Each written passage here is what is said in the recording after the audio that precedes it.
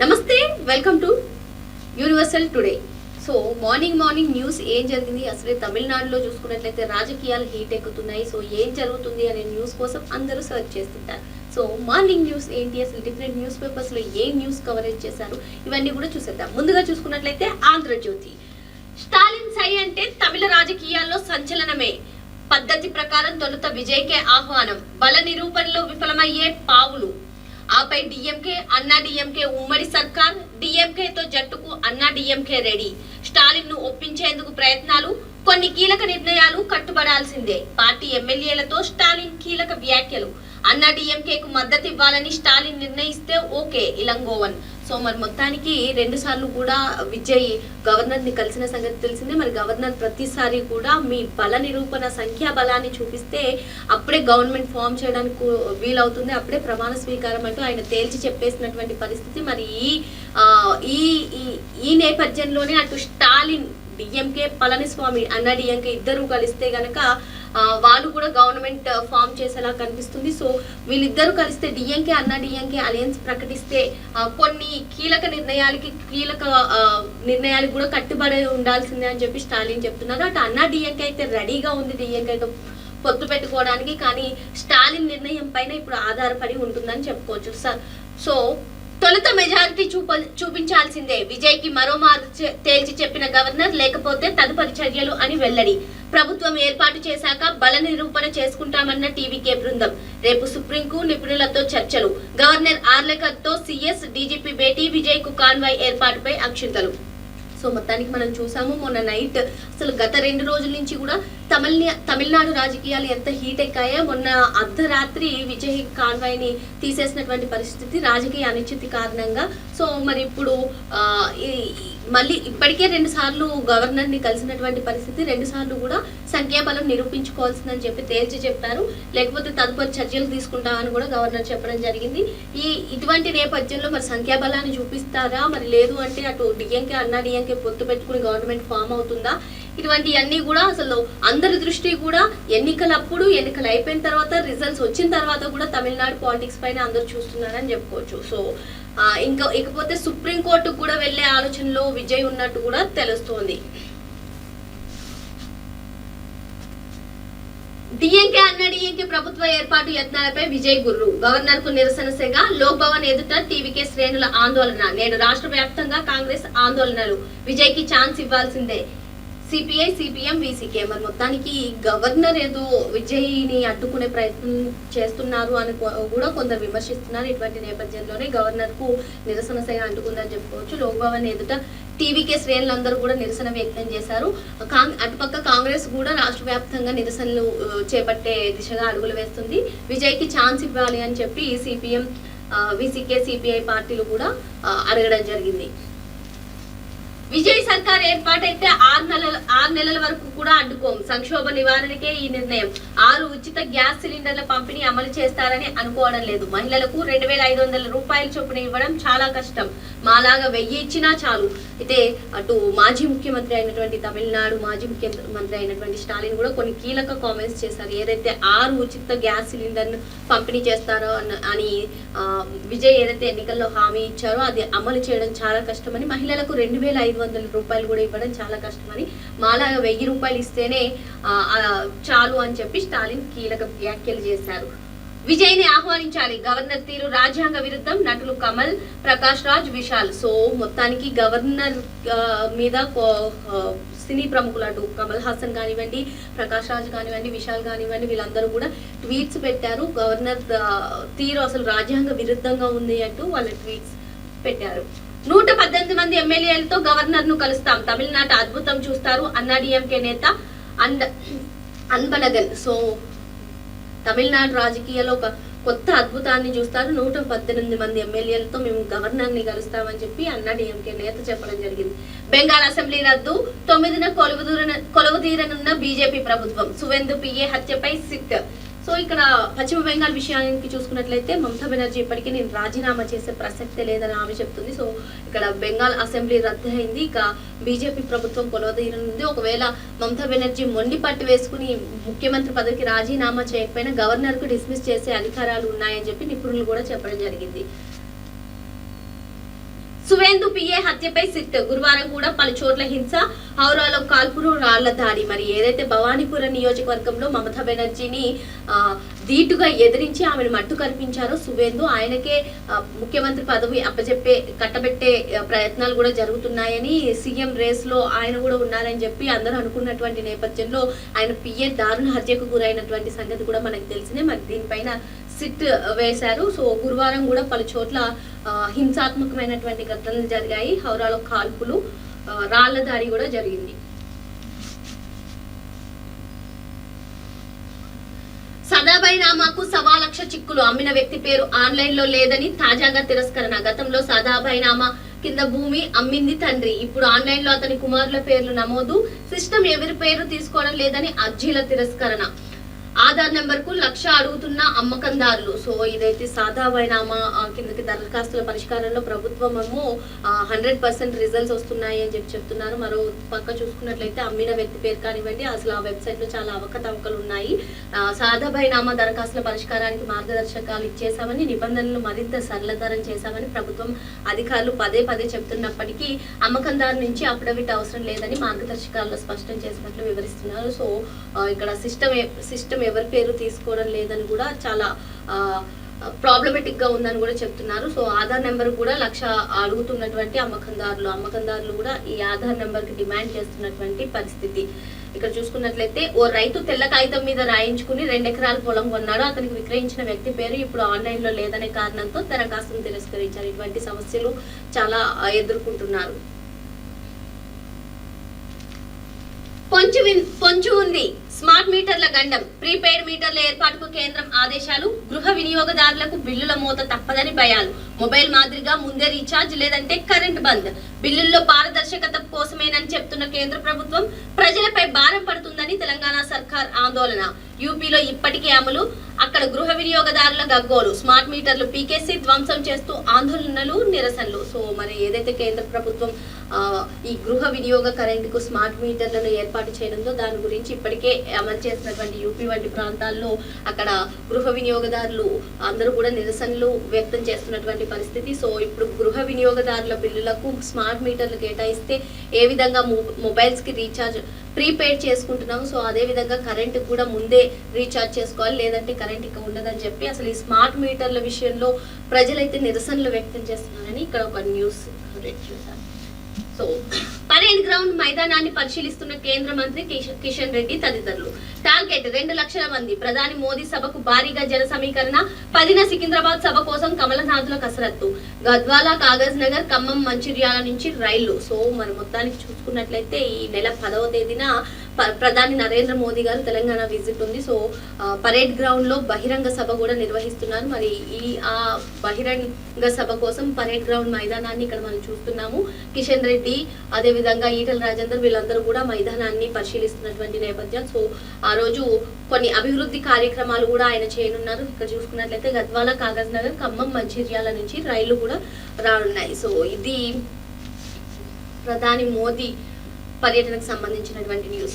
ప్రాథమికలో 0 drop outs. 9-10 తరగతుల్లో బడి మానేస్తున్న పిల్లలు 13.2%. జాతీయ సగటును మించి విద్యార్థుల నమోదు. బాలికల్లో కూడా 86%. స్కూళ్లకు కంప్యూటర్లు, ఇంటర్నెట్ మాత్రం 43.3%. రాష్ట్రంలో సగటున 22 మంది విద్యార్థులకు ఒక ఉపాధ్యాయుడు. తెలంగాణలో విద్య 2014-25 పై నీతి ఆయోగ్ ప్రశంసలు.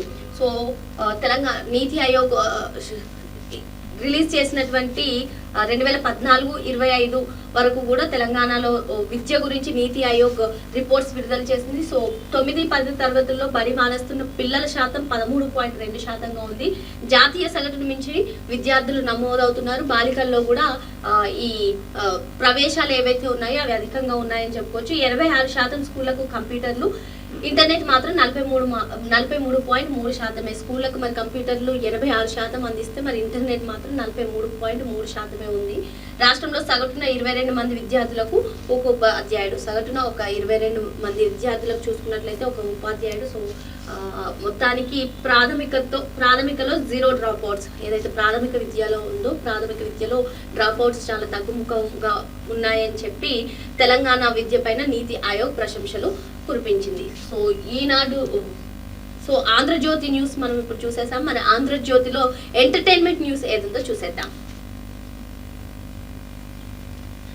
సేనాపతి రవి వచ్చేసారు. మరి నిన్న సందీప్ కిషన్ బర్త్డే సందర్భంగా ఆయన నటిస్తున్నటువంటి రీసెంట్ మూవీ నుంచి ఆయన గ్లిమ్స్ అయితే రిలీజ్ చేశారు. ఇక్కడ చూసుకున్నట్లయితే సందీప్ కిషన్ కథానాయకుడిగా లిరిసిస్ట్ కృష్ణ చైతన్య తెరకెక్కిస్తున్న చిత్రం పవర్పేట నుంచి నిన్న సందీప్ కిషన్ పుట్టినరోజు సందర్భంగా ఆయనకు శుభాకాంక్షలు తెలుపుతూ ఈ సినిమా గ్లిమ్స్ అయితే విడుదల చేశారు. సంభాషణలు, విజువల్స్, పోరాటగట్ట అన్ని కూడా ఆకట్టుకునేలా ఉన్నాయి. పేరు తెలుసుగా అంటూ ఓ థియేటర్ లో ఈ చిత్రం టైటిల్ ని పవర్పేటగా రిలీజ్ చేశారు. మరి నిన్న సందీప్ కిషన్ బర్త్డే సందర్భంగా అటు గ్లిమ్స్ తో పాటు ఇటు టైటిల్ ని కూడా అనౌన్స్ చేశారు మూవీ టీమ్. సో క్షమాపణలు చెప్పిన నోరా, మరి ధృవ సర్జా, సంజయ్ దత్, అదేవిధంగా నోరా ఫతేహి ప్రధాన పాత్రలుగా ఏదైతే సినిమాలో నటించారో కేడీ ద డెవిల్ నుంచి అసభ్యకరమైనటువంటి పదాలు, మహిళల్ని కించపరిచేటువంటి పదాలు ఉన్నాయని చెప్పి చాలా రోజులుగా ఇదొక సెన్సేషన్ సృష్టించిన సంగతి తెలిసిందే. మరి ఈ నేపథ్యంలోనే గురువారం ఏదైతే ఢిల్లీలోని జాతీయ మహిళా కమిషన్ ముందు హాజరై రాతపూర్వకంగా నోరా ఫతేహి క్షమాపణలు చెప్పడం జరిగింది. సో అనంతరం మీడియాతో మాట్లాడుతూ నాకు ఎవరిని బాధ పెట్టాలనే ఉద్దేశం లేదు, నటిగా నా బాధ్యత నాకు తెలుసు, అందుకే క్షమాపణలు చెప్తున్నాను అని చెప్పి ఆమె చెప్పడం జరిగింది. దిద్దుబాటు చర్యగా కొంతమంది అనాథ బాలికల చదువుకు ఆర్థిక సాయం అందించాలని నిర్ణయించుకున్నానని కూడా ఆమె చెప్పడం జరిగింది. సో ఈ సినిమాకు రాజకీయాలతో సంబంధం లేదు. పోసాని కృష్ణమురళి గారు కొన్ని కీలక కామెంట్స్ చేశారు. ఇది నిజాయితీ పరులైన జర్నలిస్టులు కదా, జర్నలిస్టులు నిజాయితీ ఉంటే సొసైటీ బాగుపడుతుంది అని చెప్పి ఈ చిత్ర కథాంశం. హిందోల చక్రవర్తి అరుణారెడ్డి లీడ్ రోల్ లో నటిస్తున్నారు. ఉన్నది ఉన్నట్లు మాట్లాడేవారు సమాజంలో ఉండకూడదు అని అనుకుంటారు. కొందరి కుట్ర రాజకీయాలకు ఓ జర్నలిస్ట్ బలైతే సీఎం ఎలా ఆదుకున్నాడనేది చూపించాం. సో మొత్తానికి ఈ సినిమాలో అరుణారెడ్డి లీడ్ రోల్ లో నటిస్తున్నటువంటి ఈ సినిమాలో అసలు ఇది నిజాయితీ పరులైనటువంటి కథ, దీనికి రాజకీయాలకి ఎటువంటి సో మొత్తానికి ఈ సినిమాకి రాజకీయాలతో ఎటువంటి సంబంధం లేదని చెప్పి పోసాని కృష్ణమురళి నిన్న కీలక కామెంట్స్ చేశారు. సో ఈ సినిమా ఎలా ఉండబోతుంది అనేది చెప్పి కొన్ని కీలక కామెంట్స్ కూడా ఆయన చేయడం జరిగింది. ఆపరేషన్ అరుణారెడ్డి సినిమాకి సంబంధించినటువంటి పాత్రికేయుల సమావేశంలో, మీడియా సమావేశంలో పోసాని కృష్ణమురళి గారు ఈ కామెంట్స్ చేశారు.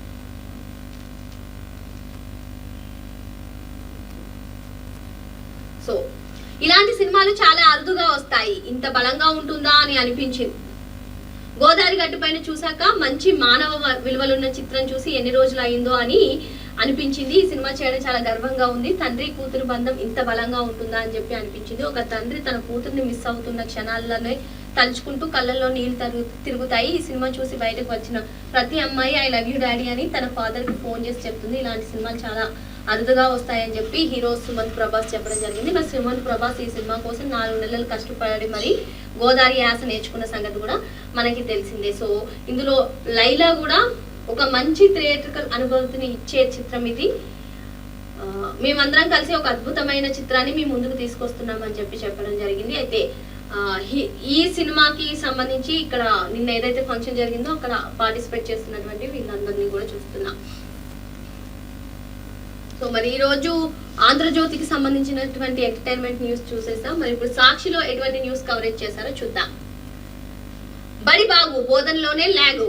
2014-15 నుంచి 2024-25 మధ్య రాష్ట్ర పాఠశాలలో పరిస్థితులపై నీతి ఆయోగ్ నివేదిక. మరి నీతి ఆయోగ్ రాష్ట్రంలో అసలు విద్య పైన 2014-15 నుంచి 2024-25 మధ్య రాష్ట్ర పాఠశాలలో జరిగినటువంటి పరిస్థితులపైన నీతి ఆయోగ్ రిపోర్ట్ ఇవ్వడం జరిగింది. విద్యార్థుల నమోదు, వసతుల పరంగా రాష్ట్రం ముందంజలో. బోధన అభ్యసన కార్యక్రమాల్లో లేని పురోగతి. 3-5 తరగతుల్లో లెర్నింగ్ గ్యాప్స్ పెరుగుతున్నట్లు ఆందోళన. టీచర్ ట్రైనింగ్ ఆధునీకరించాలని, ఏఐ ఆధారిత లెర్నింగ్ టూల్స్ వినియోగాన్ని పెంచాలని సూచన. మరి విద్యార్థుల నమోదు, వసతుల పరంగా చూసుకున్నట్లయితే రాష్ట్రం ముందంజగా ఉంది. సేమ్ అదే విధంగా బోధన అభ్యసన కార్యక్రమాల్లో మాత్రం పురోగతి కనిపించడం లేదని చెప్పి నీతి ఆయోగ్ రిలీజ్ చేసినటువంటి రిపోర్ట్ లో తేలినటువంటి పరిస్థితి. మరి ఎస్పెషల్ గా ప్రాథమిక విద్యలో చూసుకున్నట్లయితే 3-5 తరగతుల్లో లెర్నింగ్ గ్యాప్స్ కూడా పెరుగుతున్నట్లు కూడా చెప్తుంది. సో టీచర్ ట్రైనింగ్ అని ఆధునీకరించాలని, ఏఐ ఆధారిత ట్రైనింగ్ సెషన్స్ పెట్టాలని చెప్పి చెప్పడం జరిగింది. ఇక్కడ మొత్తం చూసుకున్నట్లయితే రాష్ట్రంలో మొత్తం 43,154 పాఠశాలలు, అందులో ప్రాథమిక పాఠశాలలు చూసుకున్నట్లయితే అంటే 1 నుంచి 5వ తరగతి వరకు 20,521 పాఠశాలలు, 6 నుంచి 10 తరగతులు బోధించే పాఠశాలలు 5,222, ప్రాథమిక ఉన్నత పాఠశాలను చూసుకున్నట్లయితే 7,705, సెకండరీ పాఠశాలలు 6,401 పాఠశాలలు, 974 1 నుంచి 12వ తరగతి కలిగినటువంటి పాఠశాలలు. సో వసతుల్లో మెరుగు ఉన్న బోధన అభ్యసన వంటి కార్యక్రమాల్లో పురోగతి కనిపించడం లేదని చెప్పి నీతి ఆయోగ్ చెప్పడం జరిగింది. మనం ఆల్రెడీ చూసాం ఆంధ్రజ్యోతిలో సేమ్ అదే న్యూస్. విజయ్కి మళ్ళీ గవర్నర్ మొండి చెయ్యి,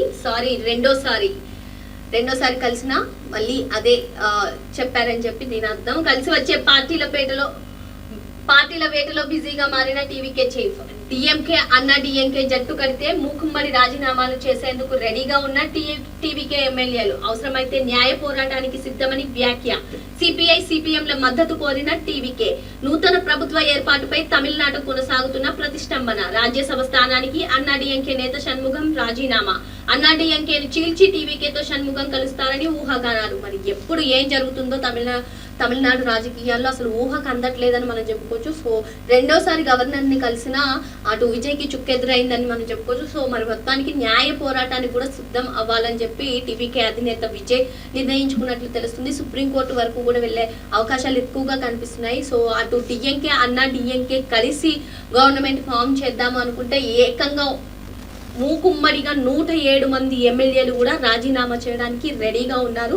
సో మొత్తానికి అటు చూసుకున్నట్లయితే అసలు ఈ ప్రతిష్టంభన అసలు క్లారిటీ లేకపోవడంతో ఒక 6 నెలలు రాష్ట్రపతి పాలన వచ్చే అవకాశాలు ఉన్నాయని కూడా విశ్లేషకులు జర్నలిస్టులు విశ్లేషిస్తున్నారు. సో ఇకపోతే అనూహ్యంగా మనం చెప్పుకోవాల్సింది ఏంటంటే అన్నా డిఎంకేకి ఏదైతే ఇప్పుడు ప్రెసెంట్ రాజ్యసభ స్థానం చేస్తున్నటువంటి అన్నా డిఎంకే నేత షణ్ముగం రాజీనామా చేయడం ప్రస్తుతం సస్పెన్స్ నెలకొంది. ఎందుకంటే అన్నా డిఎంకేలో చీలిక తీసుకొచ్చి అటు విజయ్కి మద్దతు ఇస్తారనే ఊహాగానాలు వినిపిస్తున్నాయి. ఏ క్షణం ఏ జరుగుతుందో కూడా ఎటు తేలినటువంటి పరిస్థితి. 6 నెలల వరకు ఇబ్బంది పెట్టాం డిఎంకే అధినేత స్టాలిన్ స్పష్టీకరణ. సో మొత్తానికి చూసుకున్నట్లయితే విజయ్ గవర్నమెంట్ ఫామ్ చేస్తే మేము 6 నెలల వరకు కూడా ఎటువంటి ఇబ్బంది పెట్టామని చెప్పి డిఎంకే అధినేత స్టాలిన్ చెప్పినటువంటి పరిస్థితి. ముఖ్యమంత్రి ఎంపికపై వాడి వేడి చర్చ. కేరళ సిఎల్పి భేటీలో అభిప్రాయ సేకరణ. మరి మొత్తానికి అటు తమిళనాడు వెస్ట్ బెంగాల్ తో పాటు కేరళ పుదుచ్చేరి అస్సాం వంటి రాష్ట్రాలు కూడా ఎన్నికలు జరిగిన సంగతి మనకు తెలిసింది. మరి కేరళ యూడిఎఫ్ జయభేరి మోగించింది. మరి ఇప్పుడు సీఎం అభ్యర్థుల పైన వాడి వేడి చర్చలు జరుగుతున్నాయి. అస్సాంలో కొత్త సర్కార్ 12 మరి ఏదైతే అస్సాంలో గవర్నమెంట్ 12వ తేదీన ఫామ్ కానుంది. బెంగాల్ అసెంబ్లీ రద్దు. ఆ రాష్ట్ర గవర్నర్ ఆర్ఎన్ రవి కీలక నిర్ణయం. కొత్త ప్రభుత్వం ఏర్పాటుకు మార్గం సుగమం. ఏదైతే వెస్ట్ బెంగాల్లో కూడా అటు బీజేపీ గొడవ తీరినటువంటి పరిస్థితి. మరి అసెంబ్లీని రద్దు చేశారు. మరి ఇందులో కూడా సీఎం అభ్యర్థి పైన చాలా ఊహాగానాలు వినిపిస్తున్నాయి. అటు మమతా బెనర్జీని మట్టు గర్భించినటువంటి సువేందు వస్తారని, దిలీప్ కుమార్, ఇలా చాలా మంది పేర్లు వినిపిస్తున్నాయి. మొత్తానికి ఈ సస్పెన్స్ ప్రస్తుతం అసెంబ్లీని రద్దు చేశారు కాబట్టి తర్వాత సీఎం క్యాండిడేట్ పైన ఎక్కువ ఫోకస్ చేస్తారు.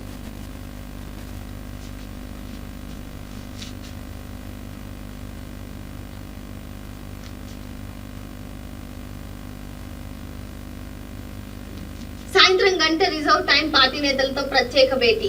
ప్రధాని మోదీ రాష్ట్ర పర్యటనలో స్వల్ప మార్పులు చోటు చేసుకున్నాయి. తొలుత ఆయన హెచ్ఐసిసిలో వివిధ అభివృద్ధి పనుల ప్రారంభాలు, జాతికి అంకితం వంటి కార్యక్రమాల్లో పాల్గొంటారు. రిజర్వ్ టైంలో పార్టీ నేతలతో భేటీ కానున్నారు. సో మొత్తానికి ప్రధాని మోదీ మే 10వ తేదీన తెలంగాణ రాష్ట్రానికి రానున్నారు. పరేడ్ గ్రౌండ్ లో భారీ బహిరంగ సభ కూడా నిర్వహిస్తారు. సో సాయంత్రం గంట రిజర్వ్ టైం పార్టీ నేతలతో ప్రత్యేకంగా భేటీ కానున్నారు.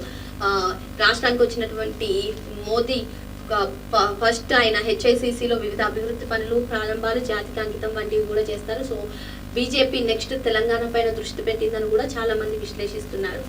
ఎమ్మెల్యే పాడి కౌశిక్ రెడ్డిపై దాడికి యత్నం. రాజకీయ దాడులతో కరీంనగర్ రణరంగమైంది. కేంద్ర మంత్రి బండి సంజయ్ ని కించపరిచేలా వ్యాఖ్యలు చేశారంటూ ఎమ్మెల్యే పాడి కౌశిక్ రెడ్డిపై బీజేపీ శ్రేణులు దాడికి యత్నించాయి. ఎమ్మెల్యే గంగుల కార్యాలయం పైన మెరుపు దాడికి దిగాయి.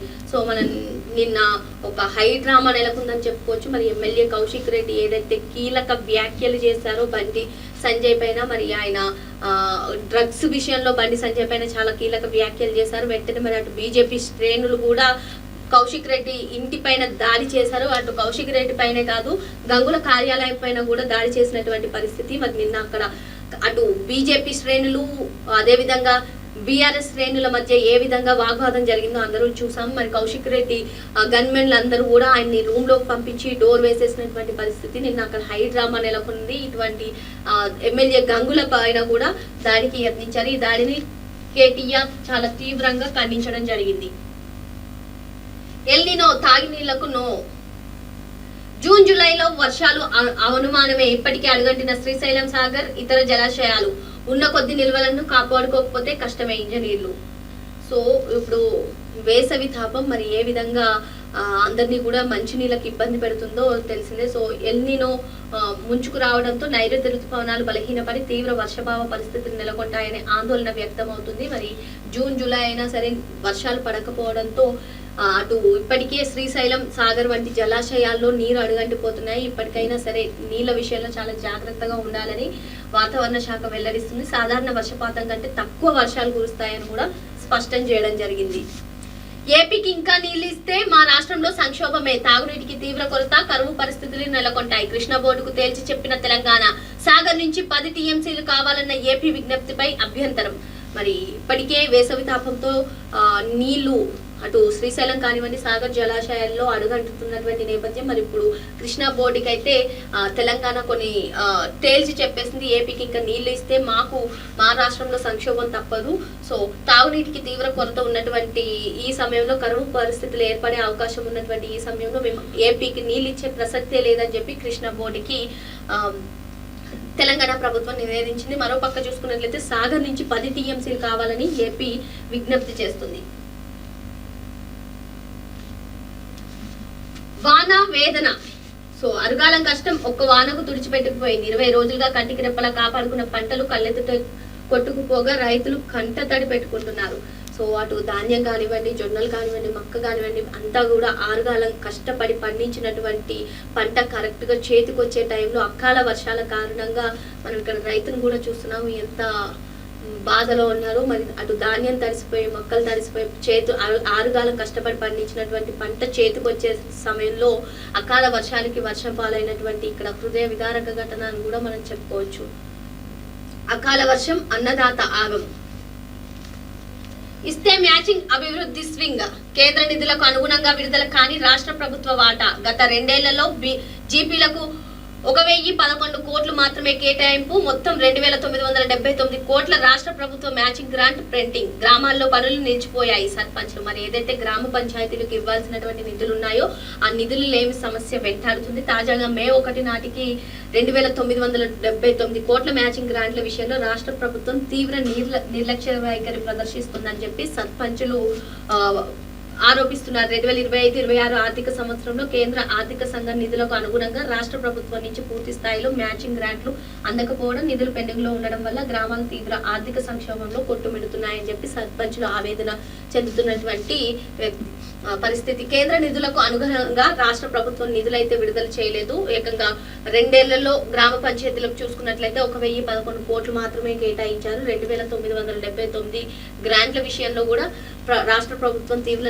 నిర్లక్ష్యం చేస్తుండడంతో సర్పంచులు కూడా ఆవేదన చెందుతున్నటువంటి పరిస్థితి. మరి ఈ రోజు సాక్షిలో చూసుకున్నట్లయితే ఈ న్యూస్, మరి ఎంటర్టైన్మెంట్ న్యూస్ ఏముందో చూసేద్దాం.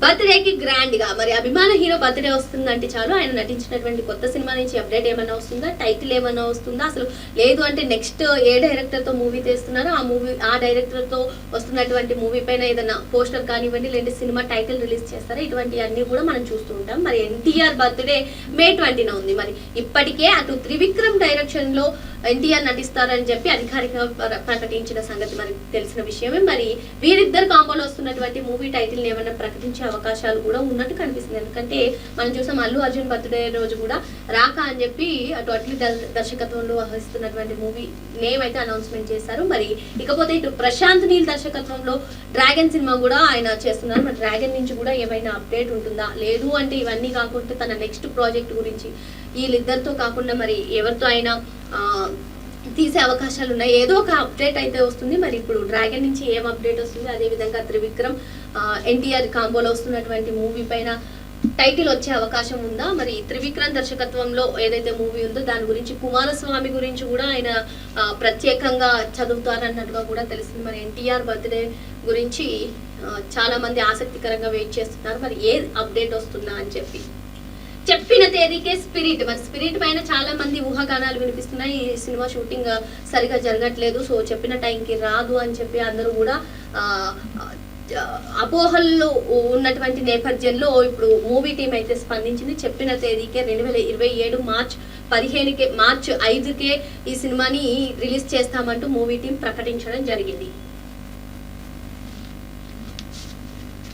ఆపరేషన్ అరుణారెడ్డి అందరూ చూడొచ్చు. మరి పోసాని కృష్ణమురళి కొన్ని కీలక కామెంట్స్ చేశారు. ఆపరేషన్ అరుణారెడ్డి సినిమాకు రాజకీయాలకు ఎలాంటి సంబంధం లేదని, ఇది నిజాయితీ పరుడుగా ఉండేటువంటి జర్నలిస్ట్ మూవీ అని చెప్పి పోసాని కృష్ణమురళి కొన్ని కీలక కామెంట్స్ చేశారు.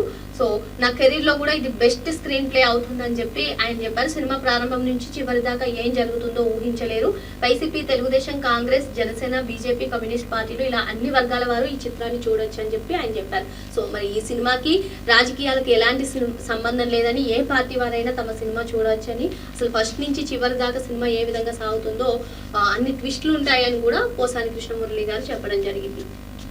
ఆగస్టులో ఆట మొదలు. దుల్కర్ సల్మాన్ మరి మూవీ చూసుకున్నట్లయితే ఐఆమ్ గేమ్ తాజా చిత్రం. సో సహాస్ హిదాయత్ దర్శకత్వం వహించిన ఈ సినిమాలో ఆంటనీ వర్గీస్, మైస్కిన్, కయాదు లోహర్, కతీర్, పార్తి తివారీ, సంయుక్త విశ్వనాథ్ కీలక పాత్రలో నటించారు. సో ఈ సినిమా ఆగస్టులో రిలీజ్ చేయనున్నట్లు కూడా మూవీ టీం ప్రకటించడం జరిగింది. మరి దుల్కర్ సల్మాన్ పోస్టర్ ను విడుదల చేశారు.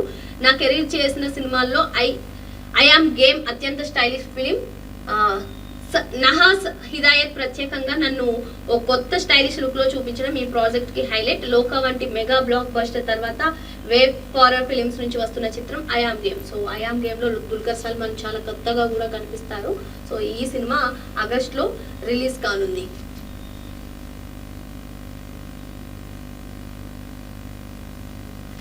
సో మరి మనం చూసాము, పుట్టినరోజు సందర్భంగా సందీప్ కిషన్ ఏదైతే సినిమా ఉందో, సందీప్ కిషన్ హీరోగా చైతన్య రచన దర్శకత్వంలో తెరకెక్కుతున్న 70mm ఎంటర్టైన్మెంట్స్ బ్యానర్ పై విజయ్ చిల్లా, శశిదేవి నిర్మిస్తున్నారు. మే 7న సందీప్ కిషన్ బర్త్డే సందర్భంగా ఈ సినిమా నుంచి ఒక గ్లిమ్స్ ని అయితే రిలీజ్ చేశారు. మరి గ్లిమ్స్ తో పాటు సినిమా టైటిల్ ని కూడా ప్రకటించారు. పవర్ పేట అని చెప్పి ఈ సినిమా టైటిల్ ని ప్రకటించారు. మరి పవర్ పేటలో సందీప్ కిషన్ గ్లిమ్స్, మరి ఆ గ్లిమ్స్ కూడా సోషల్ మీడియాలో ప్రస్తుతం వైరల్ అవుతున్నటువంటి పరిస్థితి.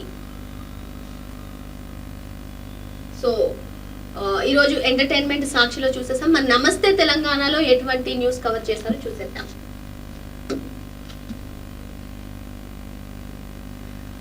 బండి గ్యాంగ్ గూండాగిరి.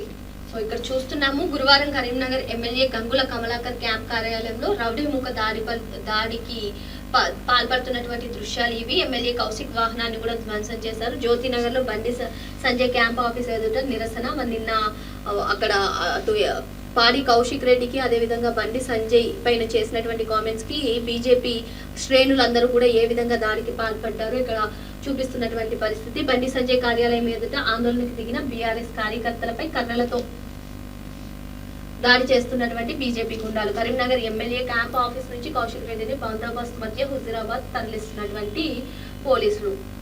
సో బీఆర్ఎస్ ఎమ్మెల్యేల క్యాంప్ కార్యాలయంపై దాడి. కరీంనగర్, హుజూరాబాద్ లో బీజేపీ మూకల వీరంగం. 4 చోట్ల అరాచక కాండ. 4 గంటల పాటు ఉద్రిక్తత. బండిని బహిరంగ చర్చకు రమ్మని సవాల్ చేయడంపై దౌర్జన్యం. ఎమ్మెల్యే పాడి కౌశిక్ రెడ్డి ప్రెస్ మీట్ పెట్టిన అరగంటలోనే అటాక్. తొలుత MLA Gangula Kamalakar camp office లో వీరంగం. కారు, వాహనాలు ధ్వంసం, ఆఫీస్ ఫర్నిచర్, అద్దాలు బద్దలు. పోలీసుల ముందే కర్రలు, రాళ్లతో కౌశిక్ పై దాడికి తీవ్ర యత్నం. హుజూరాబాద్ లోను కౌశిక్ క్యాంప్ కార్యాలయంపై రౌడీల దాష్టికం. బీఆర్ఎస్ నేత పావని గౌడ్ ఇంటిపైన దాడికి తెగబడిన మూకలు. బండి ఆఫీస్ వద్ద నిరసనకు దిగిన బీఆర్ఎస్ శ్రేణులపైన దౌర్జన్యం.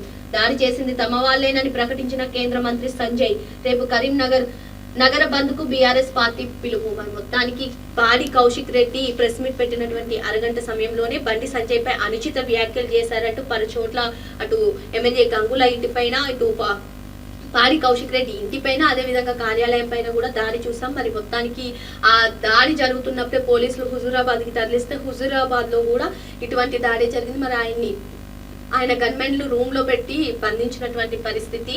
బీజేపీ కాంగ్రెస్ బరితెగింపు బంధం. కరీంనగర్ లో బీజేపీ దాడులను స్వాగతించిన కాంగ్రెస్ ఇప్పటికే అనేక సార్లు బయటపడ్డ రెండు పార్టీల దోస్తీ. సో మరి మొత్తానికి ఇక్కడ పోలీసుల సమక్షంలోనే ఈ దాడి అంతా కూడా జరిగింది. పోలీసులు కూడా అసలు ఏం పట్టించుకోలేదు. బీజేపీ కాంగ్రెస్ దోస్తీ అన్నట్టుగా ఇక్కడ ఒక న్యూస్ కవరేజ్ చూసాం.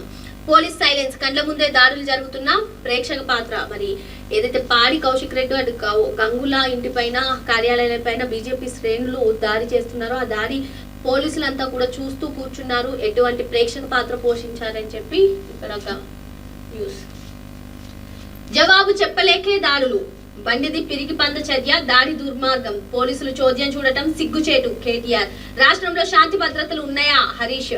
రాష్ట్రంలో ఆటవిక పాలన. జీవన్ రెడ్డి. బీజేపీ దాడులపై విచారణ జరపాలి. చాడా. మరి మొత్తానికి బీజేపీ చేసినటువంటి దాడులపైన బీఆర్ఎస్ నేతలందరూ కూడా స్పందించడం జరిగింది. పోలీసులు చోద్యం చూస్తూ కూర్చున్నారని, అసలు స్పందించలేదని, ప్రేక్షక పాత్ర చేస్తున్నారని, అసలు జవాబు చెప్పలేక దాడులు చేస్తున్నారని చెప్పడం జరిగింది. హరీష్ రావు అసలు రాష్ట్రంలో లా అండ్ ఆర్డర్ ఉందా, శాంతి భద్రతలు ఉన్నాయా అని హరీష్ రావు ప్రశ్నించడం, రాష్ట్రంలో ఆటవిక పాలన సాగుతుంది అని చెప్పి జీవన్ రెడ్డి బీజేపీ దాడులపైన విచారణ జరిపించాలని బీఆర్ఎస్ నేతలు ప్రశ్నిస్తున్నారు, డిమాండ్ చేస్తున్నారు. ప్రజల ప్రక్షాళన ప్రశ్నిస్తే చంపుతారా? నా హత్యకు రేవంత్ బండి కుట్ర రెక్కి చేస్తున్నారని మీడియాకు చెప్పిన కొద్దిసేపటికే నా మీద హత్యాయత్నం.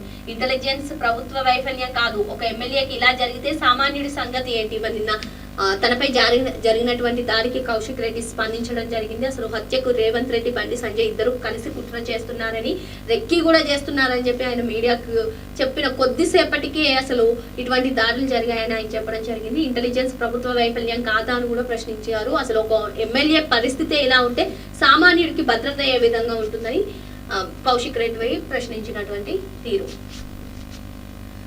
గంటకో రైతు ఉరికొయ్యకు. దేశంలో రోజుకు సగటున 29 మంది బలవన్మరణం. మోదీ పాలనలో అన్నదాతల దుస్థితి. రైతు ఆత్మహత్యలో బీజేపీ కాంగ్రెస్ రాష్ట్రాలే టాప్. బీజేపీ పాలనలో నేరాలకు అడ్డాగా మారుతున్న దేశం. ఏడాదిలో 4.4 లక్షల మంది మహిళలపై అరాచకాలు, దళితులపై తీవ్ర దాడులు, ఎక్కడ చూసినా కిడ్నాప్లు, ట్రాఫిక్ ప్రమాదాల్లో ఏకంగా 1.99 లక్షల మంది మృతి. ఎన్సీఆర్బీ 2024 నివేదికలో సంచలన విషయాలు. అటు మోదీ ప్రభుత్వ హయాంలో గంటకొక రైతు ఉరికొయ్యకు వెళ్తున్నారని చెప్పి, మరి రోజుకు సగటున చూసుకున్నట్లయితే 29 మంది బలవన్మరణాలు, అదేవిధంగా మహిళలపైన అరాచకాలు పెరిగిపోయాయి. 4.4 లక్షల మంది మహిళలపైన ఏడాదికి అరాచకాలు పెరిగిపోయాయని, దళితులపైన తీవ్ర దాడులు, ఎక్కడ చూసినా కిడ్నాప్లు, ఇటువంటి అరాచక పరిస్థితులు నెలకొన్నాయి. ట్రాఫిక్ ప్రమాదాల్లో ఏకంగా 1.99 లక్షల మంది మృతి చెందారని చెప్పి ఎన్సీఆర్బీ 2024 నివేదికలో ఇచ్చినటువంటి అంశాలపైన ఇక్కడ ఒక రిపోర్ట్ చూస్తున్నాం. అక్రమ కేసులతో ఆపలేరు. దమ్ముండే రైతు డిక్లరేషన్ ను కాంగ్రెస్ సర్కార్ అమలు చేయాలి. మాజీ మంత్రి ఎర్రవల్లి ధ్వజం. కాంగ్రెస్ డిక్లరేషన్ దగా. వేముల. బీఆర్ఎస్ సదస్సుతో కాంగ్రెస్ లో వణుకు పుట్టింది. తక్కల్లపల్లి. తిట్ల పురాణానికి ఆర్జుడు రేవంత్ రెడ్డి. రాజయ్య అరూరి. కాంగ్రెస్ డిక్లరేషన్ కు కృష్ణానదిలో పిండ ప్రదానం చేసిన నోముల భగత్.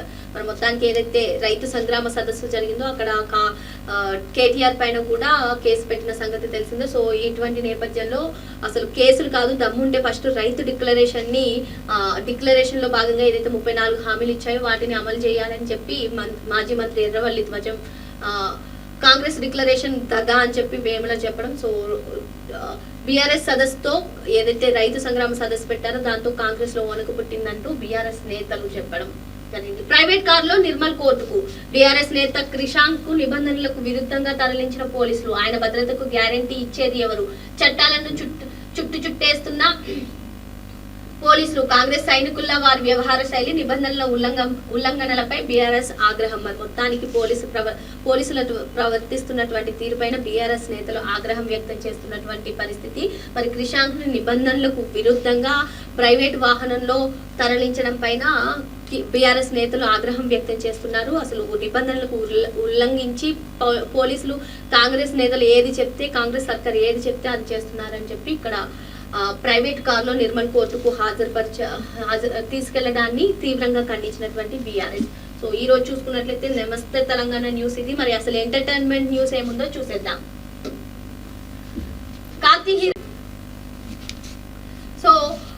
హీరోగా తెలుగు సినిమా ఊపిరి తర్వాత కార్తీ నేరుగా తెలుగులో నటించలేదు. సో హిట్ 3 క్లైమాక్స్ లో హిట్ 4 లో కథానాయకుడిగా నటించినట్టు రివీల్ చేశారు. మరి హిట్ ఫ్రాంచైజ్ లో నెక్స్ట్ కార్తీయే చేయబోతున్నారని చెప్పి మరి హిట్ 3 లో మనం చూసాము, లాస్ట్ లో కార్తీ వస్తున్నారు. సో హిట్ 4 లో కథానాయకుడిగా నటించనున్నట్లు తెలుస్తుంది. మరి ఆ సినిమా షూటింగ్ ఎప్పుడు మొదలవుతుందో తెలియాల్సి ఉంది. ఈలోగా ఓ తెలుగు సినిమాకు కార్తీ ఓకే చెప్పారు. ఈ సినిమా పూజా కార్యక్రమాలు కూడా గురువారం హైదరాబాద్ లో జరిగాయి. మ్యాడ్ ఫేమ్ కళ్యాణ్ శంకర్ దర్శకత్వం వహిస్తున్న ఈ చిత్రానికి సితారా ఎంటర్టైన్మెంట్స్ పతాకంపై సూర్యదేవర నాగవంశి, సాయి సౌజన్య నిర్మిస్తున్నారు. మీనాక్షి చౌదరి కథానాయిక. కామెడీ పండించడంలో కార్తీ సిద్ధహస్తుడు, కామెడీ రాయడంలో తీయడంలో కళ్యాణ్ శంకర్ సమర్థుడు. మరి కళ్యాణ్ శంకర్ అటు మరి కార్తీ కాంబోలో వస్తున్నటువంటి ఈ మూవీలో మీనాక్షి చౌదరి హీరోయిన్ గా నటిస్తుంది. మరి తెలుగులో అటు ఊపిరి సినిమా తర్వాత నేరుగా అయితే తెలుగు మూవీ తీయలేదు. ఇప్పుడు ఈ సినిమా గురువారం పూజా కార్యక్రమాలతో నేరుగా తెలుగులో అంటే హిట్ 4 కన్నా ముందు ఇంకో సినిమాలో తెలుగులో నటిస్తున్నటువంటి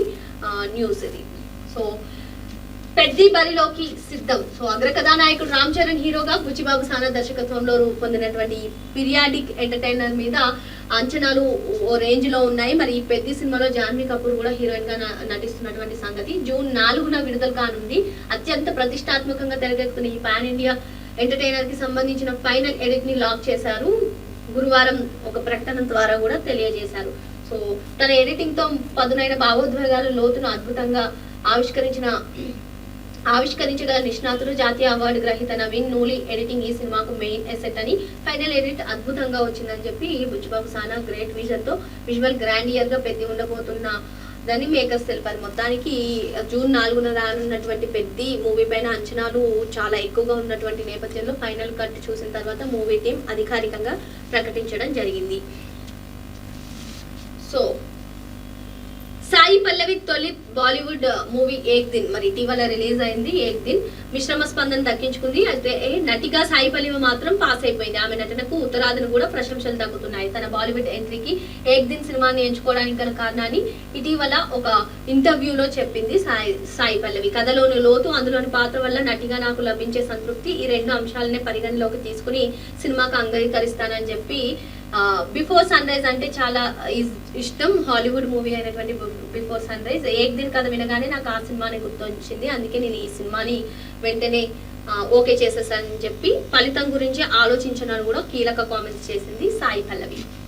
మాస్ మర్చేలా పవర్ పేట మరి సందీప్ కిషన్ బర్త్డే సందర్భంగా ఆయన నటిస్తున్నటువంటి లేటెస్ట్ మూవీ పవర్ పేట టైటిల్ అని కూడా రిలీజ్ చేశారు. అదే విధంగా గ్లింప్స్ కూడా రిలీజ్ చేశారు. సో ఈ గ్లింప్స్ కూడా చాలా బాగుందని మనం చెప్పుకోవచ్చు. కోలాహలం మధ్య హీరో ఎంట్రీ, సిగరెట్ తాగుతూ సింహం గురించి పవర్ఫుల్ డైలాగ్ చెప్పడంతో థియేటర్లో అరుపులు అంటాయి. మరి వెంటనే థియేటర్ స్క్రీన్ పైన కూడా ఈ సినిమా టైటిల్ ఏమనుకుంటున్నారా అని చెప్పి పవర్ పేట అని చెప్పి రిలీజ్ చేసినటువంటి నేపథ్యం. మరి పవర్ పేట మీద కూడా భారీ అంచనాలే నెలకొన్నాయి.